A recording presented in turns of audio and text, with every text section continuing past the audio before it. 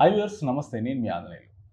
ఆంధ్రప్రదేశ్లో జరుగుతున్న హడావుడి ఎలక్షన్స్ రకరకాలుగా ఉంది. కాకపోతే దీంట్లో ప్రధానంగా చూసుకున్నట్టయితే 3 పార్టీలు కూటమి, అటు వైఎస్ఆర్సీపీ, ఇటు కాంగ్రెస్, సిపిఎం, సిపిఐ, అటు కాంగ్రెస్లో కలిసి ఉన్నాయి. దీంట్లో ప్రధానంగా చూసుకున్నట్టయితే కొన్ని కాన్స్టిట్యున్సీలను ఉన్న ప్రజలందరూ ఇష్టంగా కష్టపడి రకరకాలుగా చూసేది ఇటు ఎవరు చంద్రబాబు నాయుడు గెలుస్తున్నారు, ఎక్కడ జగన్ గారు గెలుస్తున్నారు, ఇక్కడ పవన్ కళ్యాణ్ గారు గెలుస్తున్నారు, ఇక్కడ షర్మిల గెలుస్తుంది. ఎందుకంటే ప్రధానంగా కనిపించే ముఖాలు కాబట్టి. వీటన్నిటి గురించి మన ముందు మాట్లాడడానికి ex deputy collector, political analyst Ram Gopal Rao garu మనతో ఉన్నారు.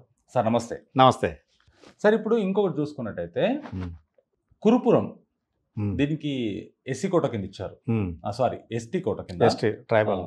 వైఎస్ఆర్సీపీ నుంచి ఏమో పుష్ప శ్రావణి గారు ఉన్నారు, టీడీపీ నుంచి జగదీశ్వరి,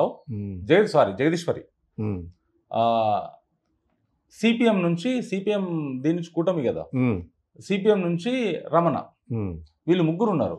అయితే వీళ్ళు ముగ్గురు ఎవరికి మొగ్గు చూపే, ఎందుకంటే ఇంత ముందుకు శ్రావణి సిట్టింగ్ ఎమ్మెల్యే, ఇప్పుడు టీడీపీ నుంచి ఆల్రెడీ ఆమెకు కూడా బ్యాక్గ్రౌండ్ ఉంది, పొలిటికల్గా ముందు నుంచి వాళ్ళు ఉన్న వాళ్ళే. కాకపోతే ఈ ఓటరు ఎక్కడ మొగ్గు చూపే అవకాశం ఉందంటారు?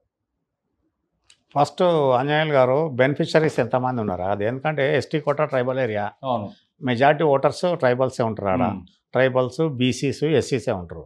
అగ్రవర్ణాల ఓటర్లు తక్కువ ఉంటాయి.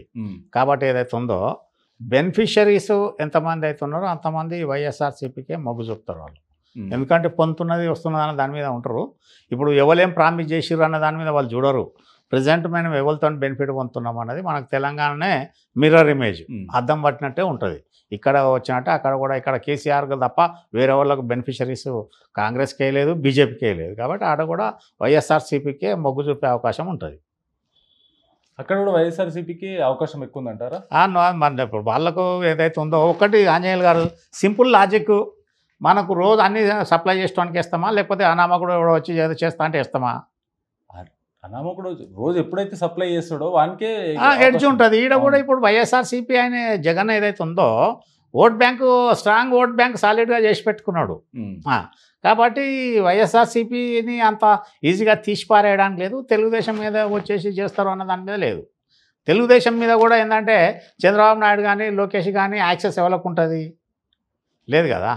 అక్కడ వైఎస్ఆర్సీపీ ఏంటంటే వాళ్ళు పొలిటికల్ పార్టీ ఆర్గనైజేషన్ డిఫరెంట్ ఉన్నది. అక్కడ ఏదైతే ఉందో వాలంటరీ సిస్టమ్ కానీ, లోకల్ లీడర్ కానీ, కాకపోతే కార్యకర్తల వ్యతిరేకత ఉంటేనే వీళ్ళకు వైఎస్ఆర్సీపీ ఓట్లు కూడా తిరిగి పడే, ఇటు రివర్స్ అయ్యే ఛాన్స్ లేదు. ఇప్పుడు కార్యకర్తలు కూడా కొందరు వ్యతిరేకత ఉండొచ్చు వైఎస్ఆర్సీపీ జగన్కి, ఎవరు కలవరు అన్న దాని మీద. అక్కడ లోకల్ క్యాండిడేట్ని బట్టి వాళ్ళు యాక్సెప్ట్ చేసే విధానం ఉంటుంది.